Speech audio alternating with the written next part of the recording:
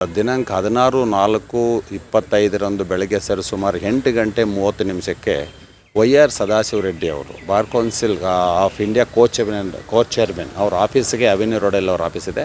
ಅವ್ರ ಆಫೀಸಿಗೆ ಒಬ್ಬ ಅನ್ನೋನ್ ಪರ್ಸನ್ ಏನಿವತ್ತು ಅವ್ರ ಮೇಲೆ FIR ಆಗಿದೆ, ಕಿರಣ್ ಆಂಡ್ರೋ ಅಂತ, ಆ ವ್ಯಕ್ತಿ ಬಂದು ಸರಾಸಗಿಟಾಗಿ ಅವ್ರನ್ನ ಏನು ಹೇಳದೇನೆ ಒಂದು ಪ್ಲಾಸ್ಟಿಕ್ ಪೈಪ್ ಅಂತಂದು ಹೊಡಿತಾ ಇದ್ದಂಥ ಸಂದರ್ಭದಲ್ಲಿ ಸದಾಶಿವ ರೆಡ್ಡಿ ಸರ್ ಕೇಳ್ತಾರೆ, ಯಾಕಪ್ಪ ಹಂಗೆ ಹೊಡಿತಾ ಇದೆ ಅಂದರೆ, ನೀವು 2021ರಲ್ಲಿ ಒಂದು ಕೇಸ್ ಕೊಡೋಕ್ಕೆ ಬಂದಾಗ ನಮ್ಮ ತಾಯಿ ನೀವು ತೊಗೊಂಡಿಲ್ಲ, ಆ ಕೇಸ್ ತೊಗೊಂಡಿದ್ದಿದ್ದರೆ ನಮಗೆ ಇವತ್ತು ಆಸ್ತಿಯಲ್ಲಿ ಭಾಗ ಬರ್ತಾಯಿತ್ತು, ಹಾಗಾಗಿ ನಾವು ಶ್ರೀಮಂತರಾಗಿ ಕೋಟ್ಯಾಧಿಪತಿ ಆಗ್ತಾಯಿದ್ದೆ, ಹಾಗಾಗಿ ನೀವು ತೊಗೊಂಡಿಲ್ಲ ಅಂತೇಳಿ ನಾನು ಹೊಡಿತಾ ಇದ್ದೀನಿ ಅಂತೇಳಿ ಅವನು ಹೋಗ್ತಾನೆ.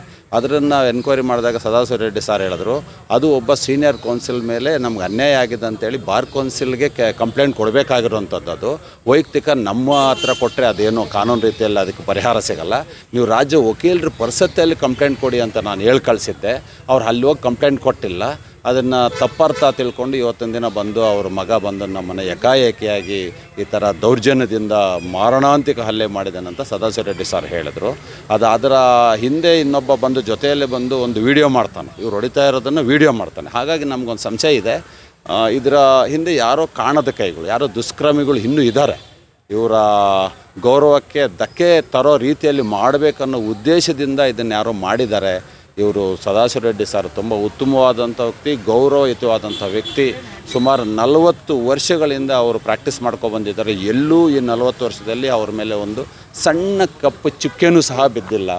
ಇದನ್ನು ಯಾರೋ ಒಬ್ಬ ದುಷ್ಕರ್ಮಿ ಮಾಡಿರೋವಂಥದ್ದು ಒಂದು ಕೃತ್ಯ ಅಂತ ನಾವು ಖಂಡಿಸಿ ದಿನಾಂಕ 21/4/25 ರಾಜ್ಯ ಪೂರ್ತಿ ರೆಡ್ಡು ಟೇಪನ್ನು ಬಲಗೈಗೆ ಕಟ್ಕೊಳ್ಳೋದ್ರ ಮುಖಾಂತರ ಪ್ರತಿಭಟನೆ ಮಾಡುವಂಥದ್ದನ್ನು ನಮ್ಮ ರಾಜ್ಯ ವಕೀಲರ ಪರಿಷತ್ತಿನ ಅಧ್ಯಕ್ಷರು ಆದಂತಹ ಮಿಟ್ಟಲ್ ಕೋಡಜಿ ನಾವೆಲ್ಲ ಸೇರಿ ಒಟ್ಟಿಗೆ ನಿರ್ಧಾರ ತಗೊಂಡಿದ್ದೀವಿ ಸರ್. ಅದನ್ನು ನಾವು 21ನೇ ತಾರೀಕು ಪ್ರತಿಭಟನೆ ಮಾಡೋಂಥ ನಿರ್ಧಾರ ತಗೊಂಡಿದ್ದೀವಿ.